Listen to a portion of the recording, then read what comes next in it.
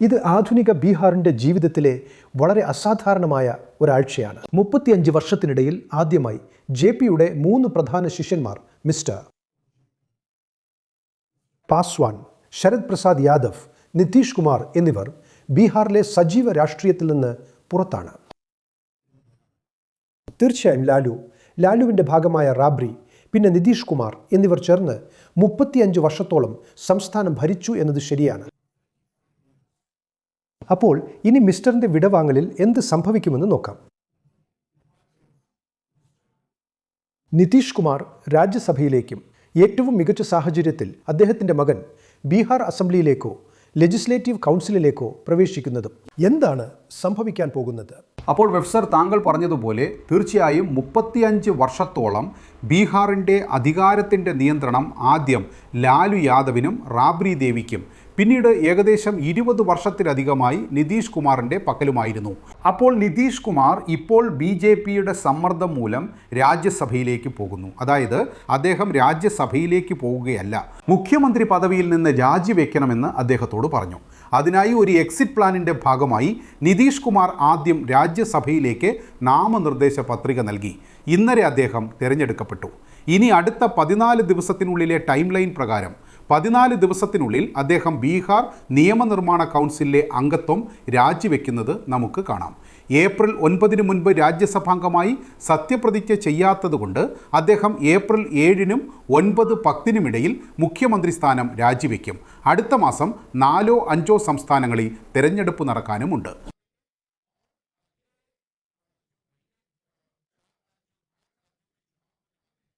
എന്നാൽ അതിനു മുൻപ് ബീഹാറിൽ ഒരു പുതിയ സർക്കാർ രൂപീകരിക്കും.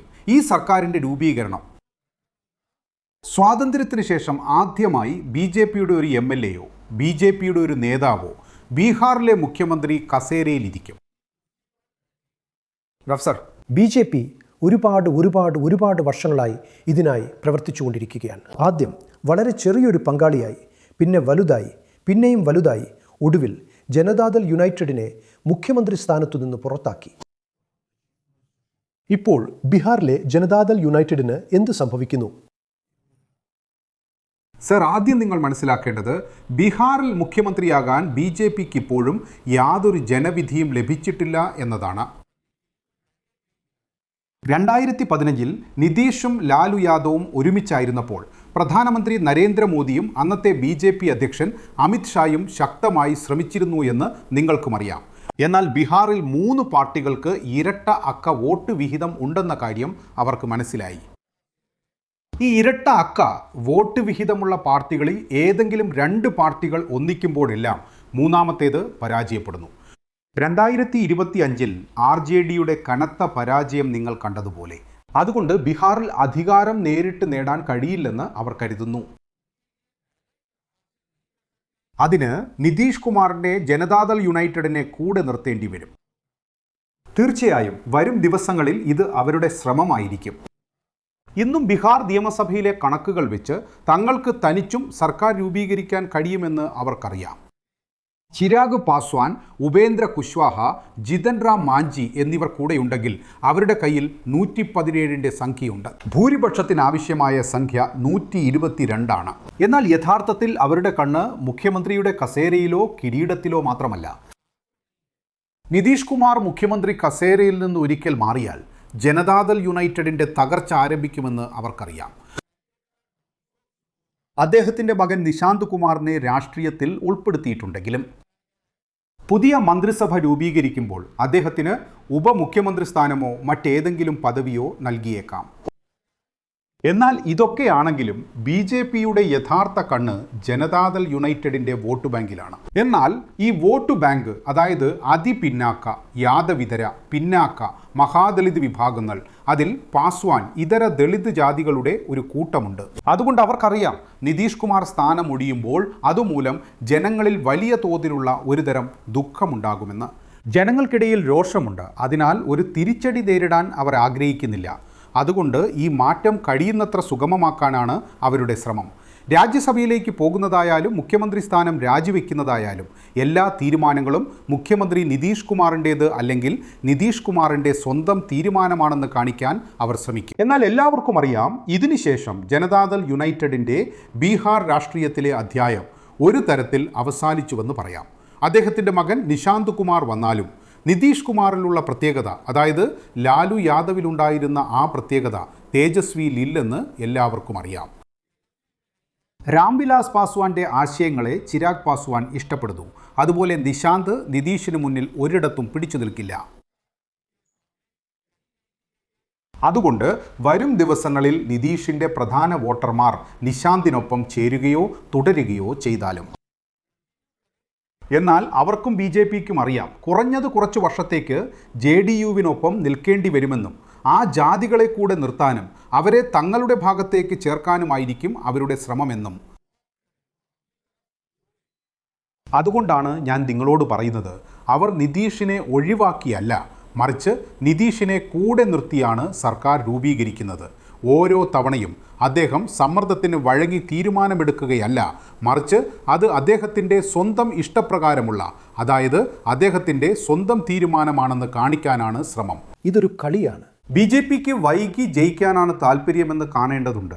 പക്ഷേ ആ സമയത്ത് JDUവിന് വളരെ കുറച്ച് ശക്തിയേ ഉണ്ടാകൂ.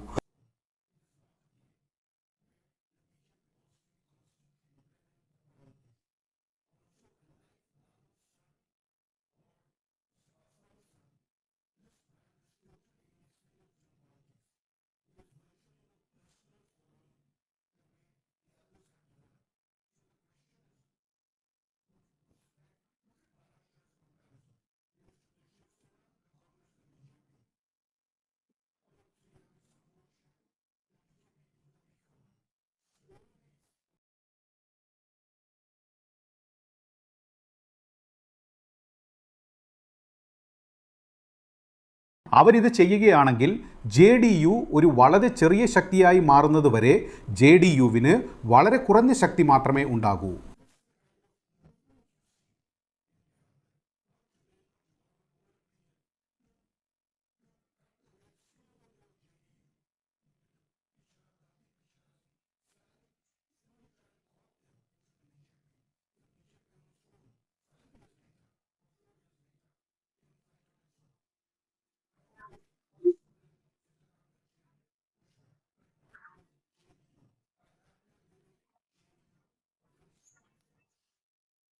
ദേവറാവു, നിങ്ങൾ പറയുന്നത് ശരിയായ കാര്യമാണ്. BJP നേട്ടമുണ്ടാക്കുകയോ ശക്തി വർദ്ധിപ്പിക്കുകയോ ചെയ്ത സംസ്ഥാനങ്ങളിൽ, അത് മഹാരാഷ്ട്രയായാലും നിങ്ങൾ മറ്റേതെങ്കിലും സംസ്ഥാനങ്ങളിൽ നോക്കിയാലും ഉത്തർപ്രദേശിൽ പോലും നോക്കിയാലും, ബീഹാറിലും അവരുടെ വളർച്ചയുണ്ടായത് പ്രതിപക്ഷത്തിൻ്റെ വോട്ടുകളെയോ പ്രതിപക്ഷത്തെയോ ഇല്ലാതാക്കിയിട്ടല്ല, മറിച്ച് തങ്ങളുടെ സഖ്യകക്ഷികളെ എവിടെയെങ്കിലും തകർക്കുകയോ സഖ്യകക്ഷികളെ ഒതുക്കുകയോ ചെയ്തുകൊണ്ടാണ്.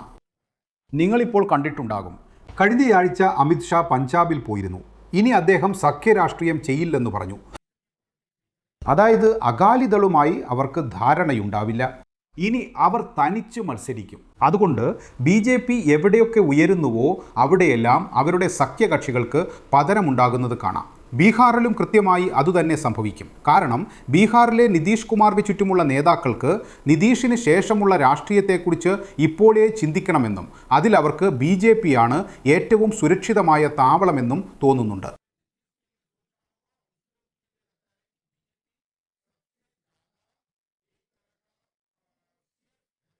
അവർക്ക് അതാണ് കൂടുതൽ ഉചിതം.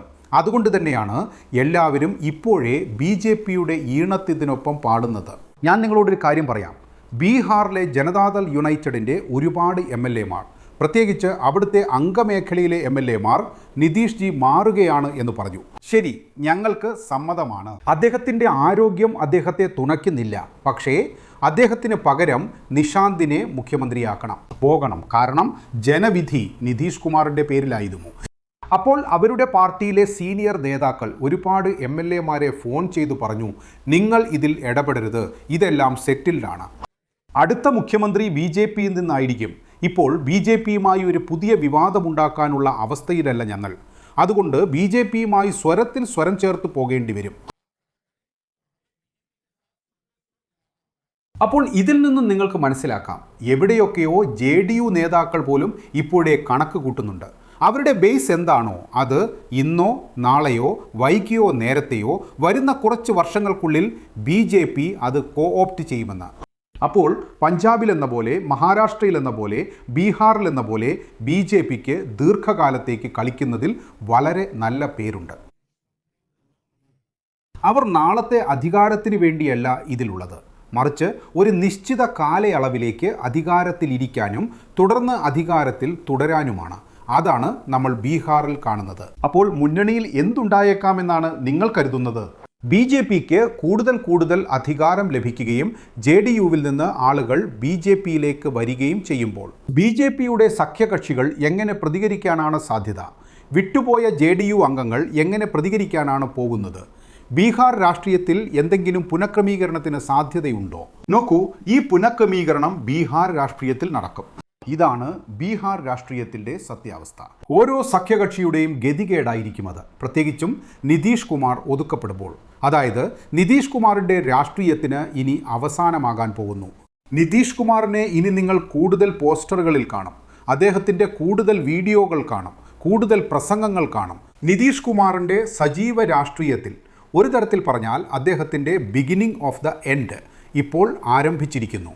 അദ്ദേഹം മുഖ്യമന്ത്രിയായിരിക്കുന്നിടത്തോളം കാലം പൊതുരംഗത്ത് അദ്ദേഹത്തിൻ്റെ സാന്നിധ്യമുണ്ടാകുമെന്ന് എല്ലാവർക്കും അറിയാം. അദ്ദേഹം രാജ്യസഭയിലേക്ക്, അതായത് മുഖ്യമന്ത്രി കസേര രാജിവെച്ച് രാജ്യസഭാംഗമായി സത്യപ്രതിജ്ഞ ചെയ്തു കഴിഞ്ഞാൽ അതിനുശേഷം അദ്ദേഹത്തിൻ്റെ സജീവ രാഷ്ട്രീയത്തിലുള്ള അദ്ദേഹത്തിൻ്റെ പങ്കാളിത്തം കുറയും. അദ്ദേഹത്തിന് ജനങ്ങളുമായും സ്വന്തം പാർട്ടി പ്രവർത്തകരുമായുമുള്ള ഇടപെടൽ കുറയും.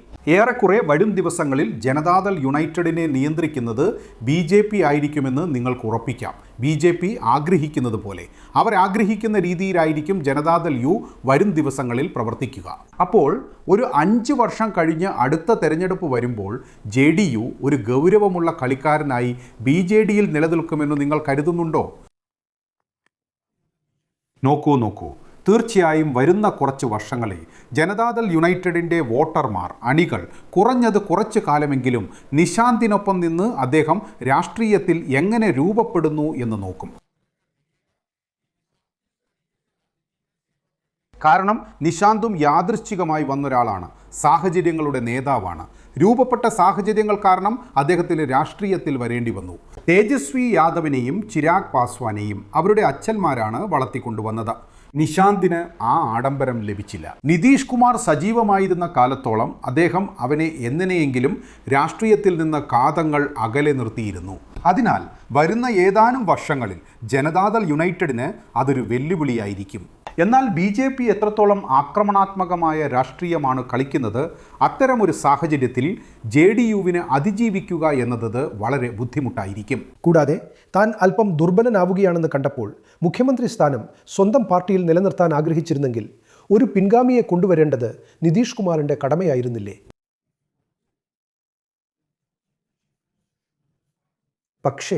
പക്ഷേ അദ്ദേഹം ഒന്നും ചെയ്തില്ല. അദ്ദേഹം മകനെ നേരത്തെ കൊണ്ടുവന്നില്ല എന്നത് അദ്ദേഹത്തിൻ്റെ ഭാഗത്തു നിന്നുള്ള ഒരു പരാജയമാണോ?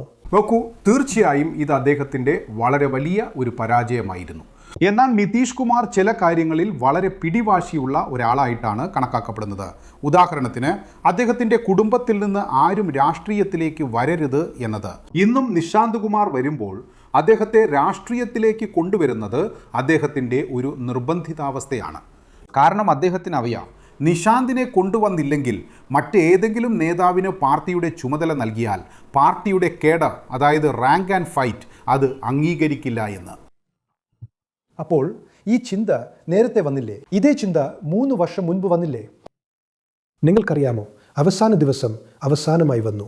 ദോനോം ഹി ദത്ത്, എൻ്റെ മകനെ എനിക്ക് കിട്ടിയില്ലെങ്കിൽ പാർട്ടി തകരും. ആ ആശയം 3 വർഷം മുൻപ് അദ്ദേഹത്തിന് തോന്നിയില്ലേ? വെൽ, ഹി കുഡ് ഹാവ്, അവൻ ബ്രിങ് ചെയ്തിട്ടുണ്ട്. ഇത് നിതീഷ് കുമാറിൻ്റെ. കൂടാതെ അദ്ദേഹം കുടുംബവാഴ്ച രാഷ്ട്രീയത്തിൽ വിശ്വസിക്കുന്നില്ലേ? സർ, നിതീഷ് കുമാറിൻ്റെ ഒരു വലിയ ശക്തിയായിരുന്നു ഇത്. അതിനെയാണ് ഇന്ന് നമ്മളും നിങ്ങളും അദ്ദേഹത്തിൻ്റെ ബലഹീനതയായി കണക്കാക്കുന്നത്. അതായത് നിതീഷ് കുമാർ തൻ്റെ കുടുംബത്തെ, അല്ലെങ്കിൽ പ്രത്യേകിച്ച് തൻ്റെ മകനെ രാഷ്ട്രീയത്തിൽ നിന്ന് അകറ്റി നിർത്തിയിരുന്നു. ഇന്നേക്ക് 3 വർഷം മുമ്പോ അല്ലെങ്കിൽ കഴിഞ്ഞ വർഷം വരെയോ ഇത് അദ്ദേഹത്തിൻ്റെ ഏറ്റവും വലിയ ശക്തിയായി കണക്കാക്കപ്പെട്ടിരുന്നു. കാരണം നിതീഷ് കുമാർ തന്നെ തൻ്റെ പ്രസംഗങ്ങളിൽ പറയുമായിരുന്നു, ഞങ്ങൾക്ക് കുടുംബമില്ല, ബീഹാർ മുഴുവൻ ഞങ്ങളുടെ കുടുംബമാണ് എന്ന്. എന്നാൽ സ്വന്തം കാര്യം വന്നപ്പോൾ, സ്വന്തം അതിജീവനത്തിൻ്റെ കാര്യം വന്നപ്പോൾ, തൻ്റെ പാർട്ടിയുടെ അതിജീവനത്തിൻ്റെ കാര്യം വന്നപ്പോൾ ഒടുവിൽ അദ്ദേഹത്തിന് തൻ്റെ മകനെ രാഷ്ട്രീയത്തിലേക്ക് കൊണ്ടുവരേണ്ടി വന്നു. ഒരു കാര്യം പറയൂ, നിതീഷ് കുമാറിൻ്റെ ചില അനുയായികൾ രാഷ്ട്രീയ ജനതാദൾ സഖ്യത്തിലേക്ക് കൂറുമാറാൻ എന്തെങ്കിലും സാധ്യതയുണ്ടോ? വരും ദിവസങ്ങളിൽ ജനതാദൾ യുണൈറ്റഡിൻ്റെ നേതൃത്വം ആരുടെ കയ്യിലാണോ അവർ തങ്ങളുടെ പാർട്ടി കേഡർമാരെയും കൂടാതെ പുതിയ സർക്കാരിലെ തലപ്പത്തിരിക്കുന്ന BJP ആളുകൾ, അതായത് BJPയുടെ അടുത്ത മുഖ്യമന്ത്രി ജനതാദൾ യുണൈറ്റഡിലെ ആളുകളെ എങ്ങനെ പരിഗണിക്കുന്നു, അതായത് അവർക്ക് എങ്ങനെയുള്ള രാഷ്ട്രീയ പ്രതികരണമാണ് നൽകുന്നത് എന്നതിനെ ഇതൊരുപാട് ആശ്രയിച്ചിരിക്കും. ഇവിടെ തങ്ങളുടെ കാര്യം നടക്കുന്നില്ല എന്ന് ആർക്കാണോ തോന്നുന്നത് അവർക്ക് തീർച്ചയായും RJD ഒരു ബദലായിരിക്കും. എന്നാൽ ഞാൻ പറഞ്ഞതുപോലെ RJDയുടെ നേതൃത്വവും തേജസ്വി യാദവിൻ്റെ കൈകളിലാണ്. അപ്പോൾ ഇതെല്ലാം ആശ്രയിച്ചിരിക്കുന്നത് തേജസ്വി യാദവ് ആ ആളുകളെ എങ്ങനെ തിരഞ്ഞെടുക്കുന്നു എന്നതിനെയാണ്. കാരണം തേജസ്വി യാദവിൻ്റെ രാഷ്ട്രീയവും കുറച്ച് അയഞ്ഞതായിട്ടാണ് തോന്നുന്നത്. ശരി, വരും വർഷങ്ങളിൽ ബീഹാറിലേത് വളരെ രസകരമായ സമയങ്ങളായിരിക്കും. നന്ദി മനീഷ്.